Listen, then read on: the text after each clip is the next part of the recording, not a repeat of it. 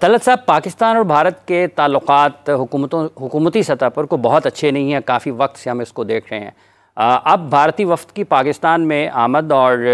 موجودہ حالات کے تناظر میں، اور جب ہم تھوڑا آگے دیکھتے ہیں، چونکہ آئندہ برس پاکستان 2025 میں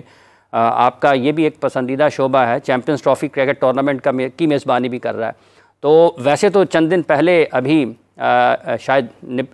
جو ڈپٹی وزیر اعظم ہیں پاکستان کے، انہوں نے کہا تھا کچھ براہ راست اس قسم کا کوئی ابھی تک تبادلہ نہیں ہوا ہے، تو آپ سمجھتے ہیں کہ انڈیا پاکستان کے تعلقات کے حوالے سے اس فورم کے ذریعے کوئی بریک تھرو ہو سکتا ہے، یا پھر اگر ہم تھوڑا آگے کی دیکھتے ہیں تو 2025 کی چیمپئنز ٹرافی کے لیے بھارتی ٹیم کی جو پاکستان آمد ہے، اس سلسلے میں کوئی بات چیت کا راستہ کھل سکتا ہے؟ میں اس کے بارے میں کوئی زیادہ پر امید نہیں ہوں۔ اس کی دو بنیادی وجوہات ہیں۔ ایک کا تعلق پاکستان کے اپنے اس سٹینڈ سے ہے کہ جب سے ہندوستان نے مقبوضہ کشمیر پر دوبارہ قبضہ کیا اور اس کا اسپیشل سٹیٹس ختم کر کے اپنی یونین کے اندر ضم کر لیا، اس کے بعد سے لے کے ابھی تک ہمارا کنسسٹنٹ ایک سٹینڈ ہے کہ جب تک آپ اس مدعے کو ریسٹور نہیں کریں گے، یعنی اسپیشل سٹیٹس ریسٹور نہیں ہوگا، جس کے اوپر بھی ہمارے اعتراضات ہیں، یہ نہیں کہ ہم اس کو قبول کرتے ہیں، لیکن یہ تو دوہری واردات ہندوستان نے کی، تب تک ہندوستان کے ساتھ بائیلیٹرل فورمز کے اوپر ہم بات چیت نہیں کریں گے۔ تو ایک تو یہ معاملہ ہے، اور اس کے ساتھ یہ بھی جڑا ہوا ہے کہ ہمارے یہاں پہ جو بھی دہشت گردی ہوتی ہے اس کا کہیں نہ کہیں جا کے کھرا ہندوستان کے یہاں پہ نکلتا ہے۔ افغانستان کے اندر TTP کا معاملہ ہو یا سرحد کے پار سے جو دو نمبریاں وہ کرتے ہیں، اس کا اثر پاکستان کے اوپر ہوتا ہے۔ اور اب تو خیر ہمیں تو آپ عام کیٹیگری کے اندر رکھ سکتے ہیں، کینیڈا کے جو اعلیٰ ترین عہدیداران ہیں وہ پریس کانفرنس کر کے آپ کو بتا رہے ہیں کہ ہندوستان کی حکومت سے جڑے ہوئے اسیسینیشن گروپس کینیڈین سٹیزنز کو، جو 6 سٹیزنز ہیں، ان کو قتل پر مامور کیے جاتے ہیں۔ ایک باقاعدہ گروپ وہاں پر موجود ہے۔ تو یہ ہمارے خدشات موجود ہیں اور ہمارے اعتراضات موجود ہیں بائیلیٹرل ٹاکس کے اوپر۔ تو میرا نہیں خیال کہ ہم اس سٹینڈ کو چھوڑ کر بہت ہلکان ہوں گے کہ جا کے ہندوستان سے ملیں۔ اچھا، ہندوستان کا اگر آپ دیکھیں تو انہوں نے ایک کیٹیگری بنا لی ہے۔ کیٹیگری یہ ہے کہ جو ملٹی لیٹرل فورمز ہوں گے، چونکہ ہم ایک ریجنل پلس گلوبل پاور ہیں، ان کا ایک اپنا امیج ہے اپنے بارے میں،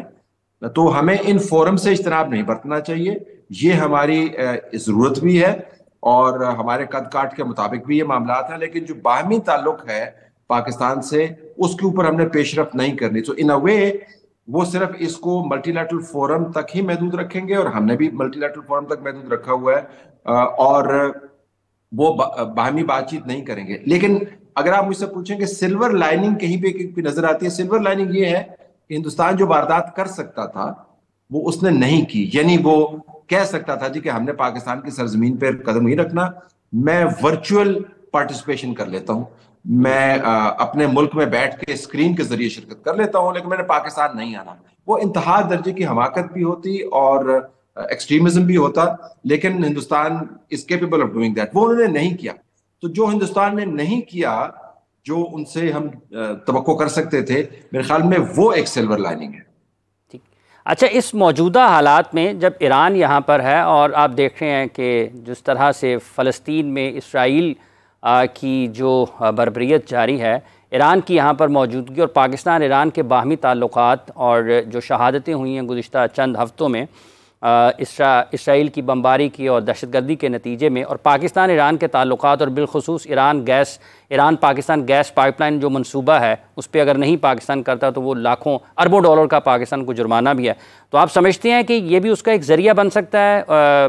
ایران کے موقف کے حوالے سے جو اسرائیل کے معاملے پر ہے، اور جو پاکستان ایران کے باہمی تعلقات ہیں تجارتی بھی اور منصوبے مختلف جو ہیں؟ دیکھیں، ایران کی بھی کچھ مجبوریاں ہیں ان حالات میں۔ ان کو بالخصوص بین الاقوامی فورم چاہیے جہاں پر وہ اپنے آپ کو یہ منوا سکیں کہ تمام تر دباؤ کے باوجود ان کی جو نارمل سفارتکاری ہے اس کا عمل جاری ہے۔ تو ایک تو انہوں نے ایک نارمل اور کول اینڈ کام ریاست کا امیج کنوے کرنا ہے، تو اس وجہ سے ان کی پریزنس ہے۔ دوسرا ہے کہ پاکستان کے ساتھ تعلقات اور منصوبے تو بہت ہیں، لیکن آپ کو علم ہے کہ تہران کے ساتھ ہمارے تعلقات اونچ نیچ کا شکار رہے ہیں، اور اونچ اس میں حالیہ دنوں میں کم ہے، اور نیچ ذرا زیادہ تھی جب میزائلز کی ایکسچینج ہوئی۔ لیکن اچھی بات یہ ہے کہ کیونکہ دونوں برادر ممالک ہیں تو انہوں نے اس معاملے کو آئسولیٹ کر دیا، اور اس کے بعد کوئی اس کا حوالہ نہیں دیتا۔ لیکن اس سے مراد یہ نہیں ہے کہ دونوں کے درمیان ٹینشن نہیں ہے۔ ایران بہرحال یہ بتانا چاہتا ہے پاکستان کو کہ اب یا کم از کم اس وقت یا ان حالات میں ٹینشنز کی طرف ہم مائل نہیں ہیں. ہم معاملات کو نارملائز کرنا چاہتے ہیں. تو اس ضمن میں اگر ایران پاکستان کے ساتھ اپنے باہمی معاملات کو انویسٹمنٹ کا ہے, انرجی شیئرنگ کا ہے, ٹریڈ کا ہے, اگر اس کو بڑھانا چاہتا ہے تو اس میں دونوں کا فائدہ, لیکن ایران کا فائدہ زیادہ ہے. اور تیسرا یہ کہ اسرائیل کے ممکنہ حملے کے پیش نظر ایران کو ریجنلی انگیجڈ رہنا ہے. میرے خیال میں یہ فورم ان کے لیے بہت اہم ہے, کیونکہ اس کے اندر رشیا موجود ہے, چائنا موجود ہے, انڈیا موجود ہے, سرکولیشن ریپبلکس موجود ہیں, پاکستان کو میزبانی کر رہا ہے, کہ اس کے ذریعے ایک عقل کی بات اسرائیل کو سمجھانے کی کوشش کرے اور دنیا کے ساتھ وہ بات کر پائے. میرے خیال میں اس فورم میں ایران کی موجودگی ایران کے لیے زیادہ فائدہ مند ہے. آخری سوال ہے طلعت صاحب, اس کے کامیاب انعقاد سے آپ سمجھتے ہیں کہ پاکستان میں اندرونی طور پر سیاسی استحکام اور حکومت کے لیے کچھ مدد حکومت کو مل سکتی ہے؟ جی, حکومت کے لیے جو ٹاکنگ پوائنٹس ہیں وہ بہت بڑھ جائیں گے. لیکن جو عمران خان کا یا پی ٹی آئی کا جو بیانیہ پاکستان کے بارے میں رہا ہے اور ابھی بھی ہے, وہ کیا ہے کہ تباہ ہو گئے جی, لٹ گئے جی, آئسولیٹ ہو گئے جی, 1971 لیبیا, عراق, سیریا, بنگلہ دیش, سری لنکا, اور ملک نوز ڈائیو کر رہا ہے, اور میرے بغیر جو ہے پاکستان بالکل جو ہے وہ کوڑے کے ڈھیر میں تبدیل ہو گیا, خدا نہ خواستہ. اس قسم کا ہی بیانیہ ہے. تو جب اتنے بڑے لیول کے اوپر آپ کو انڈورسمنٹ ملتی ہے, investors are lined up, I M F کا آپ کے پاس اب باقاعدہ انڈورسمنٹ اور ان کا قرضہ موجود ہے, اور سب لوگ پاکستان کی میزبانی سے مستفید ہو رہے ہیں, تو جو امیج بنتا ہے وہ اس کا بالکل متبادل امیج ہے جو پی ٹی آئی بنانا چاہتی ہے. تو حکومت کے پاس ٹاکنگ پوائنٹس بہت سارے ہوں گے, اور وہ دیکھیں گے کہ کیسے انٹرنیشنل کمیونٹی کے اندر پاکستان کی سبکی کرانے کی جو بین الاقوامی طور پر سپورٹڈ کوشش تھی, اس کو کیسے ہم نے ٹیکل کیا, اور اس کے نتیجے میں اگر پیش رفت ہوتی ہے انسانی ترقی کے شعبوں سے متعلق انویسٹمنٹ کی, یا منصوبہ بندی ہوتی ہے مزید انویسٹمنٹ لانے کی, یا پروجیکٹس بنتے ہیں, تو وہ بھی ٹاکنگ پوائنٹس ہوں گے. تو اس کا فرق تو یقیناً پڑے گا, کیونکہ یہ اس بیانیے کے بالکل مخالف کھڑا ہے جو پاکستان میں عموماً سنوایا جاتا ہے. اور آپ کو پتا ہے کہ آج کل جنگ جو ہے وہ اصل جنگ کم ہے اور بیانیے کی جنگ زیادہ ہے. ٹھیک ہے, بہت بہت شکریہ طلعت حسین صاحب, آپ نے اپنا وقت دیا اور اپنی قیمتی رائے ہمارے سننے دیکھنے والوں تک پہنچائی. اپنا بہت سخت آنے والے دنوں میں بھی آپ سے گفتگو رہے گی. مفتی صاحب, یہ جو اسلامی ریاست میں یا اسلامی تاریخ میں یا مسلمانوں کا جو طرز حکومت ہے, وہ ہمسایہ ممالک سے تعلقات کے حوالے سے کیا ہمیں سبق دیتا ہے؟ بسم اللہ الرحمن الرحیم. اللہم صلی وسلم وبارک علی سیدنا و مولانا محمد وعلی آلہ وصحبہ وبارک وسلم. اسلام ایک مکمل ضابطۂ حیات ہے, اور اس کے اندر ہر کسی کے حقوق فرائض بالکل واضح ہیں. اسی طرح اگر کوئی غیر مسلم ہے تو اس کے ساتھ بھی تعلقات کیسے ہونے چاہیے وہ بھی بالکل واضح ہیں. ابھی جو شروع میں آپ نے تلاوت سنی, لا یستوی اصحاب النار و اصحاب الجنہ, اصحاب الجنتی هم الفائزون, قرآن کا تو یہ کلیئر فیصلہ ہے کہ جنتی اور جہنمی برابر نہیں ہو سکتے. جو جنتی ہیں وہی فائز ہوں گے, کامیاب وہی ہوں گے. لیکن دنیا میں رہتے ہوئے غیر مسلم کے ساتھ, یا چاہے وہ غیر مسلم اس کا تعلق یہود کے ساتھ ہو, نصارہ کے ساتھ ہو, یا ایسے لوگوں کے ساتھ ہو کہ جن کا کوئی مذہب یا دین نہیں ہوتا.